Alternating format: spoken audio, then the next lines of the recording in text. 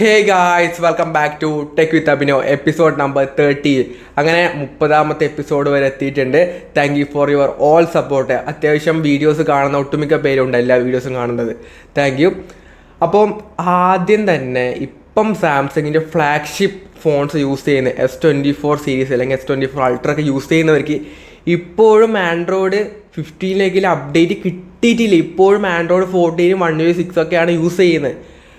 ബാക്കി ബഡ്ജറ്റ് ഫോണിലടക്കം 15 ആയിട്ട് ഇപ്പോൾ ഇറങ്ങുന്നുണ്ട്. ഈ ഫ്ലാഗ്ഷിപ്പ് ഫോണിൽ പേരെ സാംസങ് എന്തിടെ അപ്ഡേറ്റ് തരാത്ത, നല്ല UI എന്നൊക്കെ പറഞ്ഞ് ഇപ്പോൾ അപ്ഡേറ്റ് പോലും പ്രോപ്പറായിട്ട് തരാത്ത അവസ്ഥയായി. നിങ്ങളെ S25 സീരീസ് ഇറങ്ങിയിട്ട് തന്നെ കുറച്ചധികമായി, 1 മാസം ആയി. എന്നിട്ടും മറ്റേക്ക് അപ്ഡേറ്റ് കൊടുത്തിട്ടാന്ന് പറഞ്ഞാൽ ഭയങ്കര മോശമായിട്ട്. ഇത്രയും വില ഉള്ള ഫോണിൽ അപ്ഡേറ്റ് തന്നിട്ടില്ല. പിന്നെ അത് കൊടുത്തിട്ടില്ല ബാക്കിയുള്ള സാംസങ് ഫോണിൽ കൊടുക്കാൻ വേണ്ടി പറ്റൂ. ബാക്കി എല്ലാ ബ്രാൻഡും അപ്ഡേറ്റ് 50 അപ്ഡേറ്റ് ഒക്കെ ചെയ്ത് മാറി. ഇപ്പോഴും സാംസങ് അവിടെ 40 തന്നെ ഇരിക്കുന്നുണ്ട്. പിന്നെ റിയൽമിയുടെ അല്ല നത്തിങ് ഫോൺ 3A അടുത്ത മാസം വരുന്നുണ്ട്. അതിൻ്റെ ഒരു ക്യാമറ ലേഔട്ട് പുറത്ത് വിട്ടിട്ടുണ്ട്. അതായത് ഒരു പെരിസ്കോപ്പിക് ലെൻസ് എന്തായാലും അതിൽ കാണുന്നുണ്ട്. ട്രിപ്പിൾ ക്യാമറ സ്റ്റെപ്പാണ് റിയറിൽ വരുന്നത്.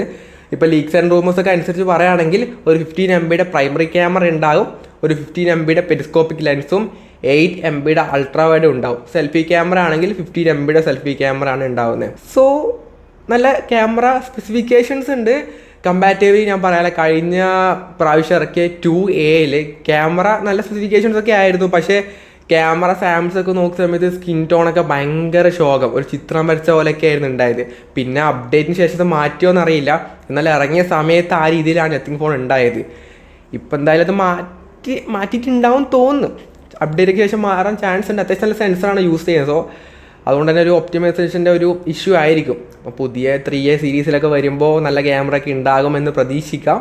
എന്നാലും സ്പെസിഫിക്കേഷൻ വൈസ് നല്ല സ്പെസിഫിക്കേഷൻസ് ഒക്കെ തന്നെ കൊടുത്തിട്ടുണ്ട്.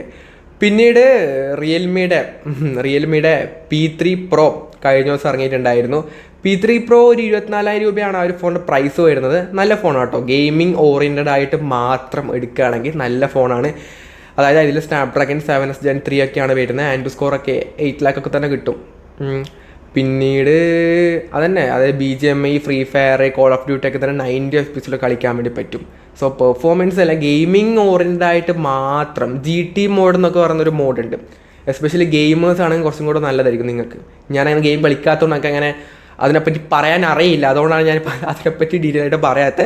90 FPS തന്നെ BGMI കളിക്കാൻ വേണ്ടി പറ്റും. അത് മാത്രമേ എനിക്ക് അറിയുള്ളൂ. അപ്പോൾ നല്ല വൃത്തി ഗെയിം കളിക്കാൻ വേണ്ടി പറ്റും 25,000 രൂപയ്ക്ക് താഴെ. പിന്നെ P3X കൂടെ ഒരുമിച്ച് ലോഞ്ച് ചെയ്തിട്ടുണ്ടായിരുന്നു. അത് ആക്ച്വലി കുറച്ച് മാസം മുമ്പേ ഇറങ്ങിയ റിയൽമിയുടെ 14X, അതായത് IP610 റേറ്റിംഗ് ഒക്കെ കൊണ്ടുവന്നിട്ട് 50K റേഞ്ചിൽ ഇറങ്ങിയ മോഡൽ, അതിൻ്റെ ഒരു റീബ്രാൻഡ് ആയിട്ടുള്ള മോഡലായിട്ടാണ് തോന്നിയത്. അതായത് ഡിസൈൻ വൈസ് ക്യാമറ ലേഔട്ടൊക്കെ സെയിം ആണ് വരുന്നത്. ഇതിനാണെങ്കിൽ വീഗൽ ലെതർ വരുന്നുണ്ട് എന്നേ ഉള്ളൂ, വലിയ വ്യത്യാസം ആ കാര്യത്തിലില്ല. പിന്നീട് ഇതന്നെ അതിൻ്റെ പ്രൈസ് ഭയങ്കര ഷോക്കായിരുന്നു. കാരണം ആ പ്രൈസിൽ HD ഡിസ്പ്ലേ ഒക്കെ ആയിരുന്നു റിയൽമി പ്രൊവൈഡ് ചെയ്ത്.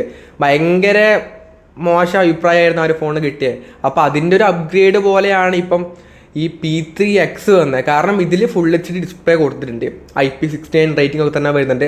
അതിലാണെങ്കിൽ ഡിമെൻസിറ്റി 6300 ആണ് ഉണ്ടായത്. ഇതിലേക്ക് വരുന്ന സമയത്ത് 6400 ആയിട്ട് മാറിയിട്ടുണ്ട്. ആ പേരിൽ മാത്രമേ മാറ്റമുള്ളൂ, അല്ലാതെ പ്രൊസസറിലൊന്നും വലിയ ചേഞ്ച് ഒന്നുമില്ല. കാര്യമായിട്ട് പറയാനോ ഒന്നുമില്ല. ആകെപ്പാടെ 2.4 GHz ക്ലോക്ക് സ്പീഡും മറ്റേ 2.5 GHz ആണ്. ആ ഒരു ചേഞ്ച് മാത്രമേ ചിപ്സെറ്റിലുള്ളൂ. വേറെ ഒന്നും നിങ്ങൾ ഒരു പ്രൊസസർ മാറി എന്നുള്ള ഒരു ചിന്താഗതിയെ വേണ്ട. സെയിം എന്ന രീതിയിൽ മാത്രം നോക്കിയാൽ മതി. അപ്പം HD ഫുൾ HD മാറി, അതന്നെ കുറച്ചും കൂടി ഒരു അപ്ഗ്രേഡ്. കാരണം അതാണ് ഏറ്റവും അതിനൊരു ഷോക്ക് ഉണ്ടായ ആ ഒരു കാര്യമാണ്. അത് മാറ്റിയിട്ടുണ്ട്. ഇപ്പം അത് കുഴപ്പമില്ല, ഓക്കെ. ആ പ്രൈസ് പോയിന്റിൽ P3X നിങ്ങൾക്ക് IP69 ഒക്കെ കിട്ടുന്നുണ്ട്. അങ്ങനെ രീതിയിൽ മാത്രം നോക്കുക. 6000 mAh ബാറ്ററി ഒക്കെ വരുന്നുണ്ട്. അത്യാവശ്യം ഒരു 10K റേഞ്ചിൽ വരുന്ന ഫോണിൻ്റെ ഒരു പെർഫോമൻസും കിട്ടുന്നുണ്ട്. ഓക്കെ, കുഴപ്പമൊന്നുമില്ല. നല്ലതൊന്നും പറയാൻ വേണ്ടി പറ്റുന്നില്ല, കുഴപ്പമില്ല. IP69 റേറ്റിംഗ് വേണം ഈ പ്രൈസ് പോയിന്റ് എന്നുണ്ടെങ്കിൽ പോയി എടുത്തോളൂ, വേറെ ഇഷ്യൂസ് ഒന്നുമില്ല. പിന്നീട് വിവോയുടെ V50 സീരീസും കഴിഞ്ഞ ദിവസം ഇറങ്ങിയിട്ടുണ്ടായിരുന്നു. അതിലാണെങ്കിൽ അതിൻ്റെ സ്റ്റോറേജ് UFS 2.2 സ്റ്റോറേജ് ആണ് 35,000 രൂപയുടെ ഫോണിൽ വരുന്നത്. ഞാൻ ഈ ഒരു ഫോണിൻ്റെ വീഡിയോ ചെയ്യുന്ന സമയത്ത് ഞാൻ അങ്ങനെ ഭയങ്കര രീതിയിലൊന്നും പറഞ്ഞില്ല. കാരണം ഞാൻ ഓൾറെഡി പറഞ്ഞിട്ടുണ്ടായിരുന്നു, അതായത് ഇതൊരു ഓഫ്ലൈൻ സീരീസ് ഫോൺ, ആ രീതിയിൽ മാത്രം കണ്ടാൽ മതി എന്നുള്ളത്. എന്നിട്ട് പോലും ഈ സ്റ്റോറേജിൻ്റെ ശോകം, ഭയങ്കര ശോകമാണ്. ഈ ഒരു ബഡ്ജറ്റ് എൻട്രി ലെവൽ ഫോൺ അടക്കം ഈ പറയുന്ന സ്റ്റോറേജൊക്കെയാണ് കൊടുക്കുന്നത്. അതാണ് ഈ 35,000 രൂപയുടെ മിഡ് റേഞ്ച് ഫോണിലൊക്കെ കൊടുക്കുന്നത്. ഭയങ്കര ശോകം. നിങ്ങൾക്ക് 3.1 കൊടുത്താൽ പിന്നെയും കുഴപ്പമില്ല, 2.2 ഒക്കെ അങ്ങ് എത്തിയിടേ.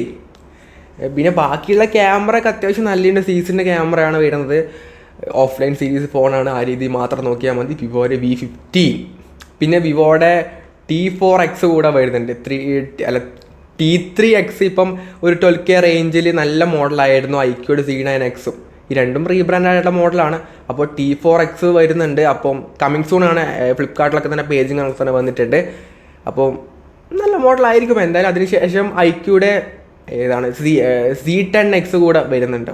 ഈ പേരൊക്കെ ഭയങ്കര ബുദ്ധിമുട്ടാണ് പറയാൻ വേണ്ടിയിട്ട്. അപ്പോൾ ആ ഒരു ഫോൺ കൂടെ അതിന് ശേഷം വരും. പക്ഷേ ഇപ്പോൾ ഫസ്റ്റ് ഓഫ് ഓൾ വരുന്നത് T4X ആണ്. പിന്നീട് വാട്സപ്പിൽ യൂസർ നെയിം വരുന്നുണ്ട്. അതായത് ഇൻസ്റ്റാഗ്രാമിലൊക്കെ ഉള്ള പോലെ അറ്റിട്ടിട്ട് യൂസർ നെയിം എന്ത് വേണമെങ്കിൽ ആഡ് ചെയ്യാൻ വേണ്ടി പറ്റുന്ന സംഭവം വാട്സപ്പിൽ അവരതിന് വർക്ക് ചെയ്യുന്നുണ്ട്. വന്നിട്ടില്ല, വരും. അടുത്ത് തന്നെ നിങ്ങളുടെ ബീറ്റ വേർഷനിലൊക്കെ തന്നെ വരുന്നതായിരിക്കും. അപ്പോൾ അങ്ങനെ ഒരു പുതിയൊരു സംഭവം കൂടെ വാട്സപ്പ് അണിയറയിൽ പ്രവർത്തിച്ചുകൊണ്ടിരിക്കുന്നുണ്ട്. പിന്നീട് ഇന്നാട്ടോ ഐഫോണിൻ്റെ 16e അല്ലെങ്കിൽ SE4 ജനറേഷനും മാക്ബുക്ക് എയറൊക്കെ ഇന്നാണ് ലോഞ്ച് ചെയ്യുന്നത്. അത് ലോഞ്ച് ഇവൻ്റ് ഉണ്ടാകുമോ അല്ലെങ്കിൽ ഒരു അനൗൺസ്മെൻ്റ് ഒക്കെ ആയിരിക്കുമോ എന്നുള്ളത് അറിയില്ല. എന്തായാലും ഇന്ന് രാത്രി ആയിരിക്കും എന്ന് പറയുന്നുണ്ട്. രാത്രി എന്തായാലും ഉണ്ടാവുള്ളൂ. അപ്പം നോക്കാം.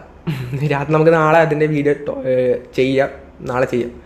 അപ്പോൾ ആ 16e കൂടെ ഇന്ന് ഇറങ്ങുന്നുണ്ട്. അപ്പോൾ ഇത്രയും കാര്യങ്ങളാണ് ഇന്ന് മെയിനായിട്ട് നമ്മുടെ ടെക് ന്യൂസ് പറയാനുള്ളത്. ഇതുവരെ സപ്പോർട്ട് ചെയ്ത എല്ലാവർക്കും താങ്ക് യു ഫോർ ദാറ്റ്. അപ്പം ഇന്ന് സബ്സ്ക്രൈബ് ചെയ്ത് സപ്പോർട്ട് ചെയ്യുക. വീഡിയോ ഇഷ്ടപ്പെടുകയാണെങ്കിൽ ലൈക്കും കമൻറ്റും കൂടെ ചെയ്യുക. നിങ്ങളുടെ ഒപ്പീനിയൻ എന്തായാലും കമൻറ്റായിട്ട് ഷെയർ ചെയ്യുക.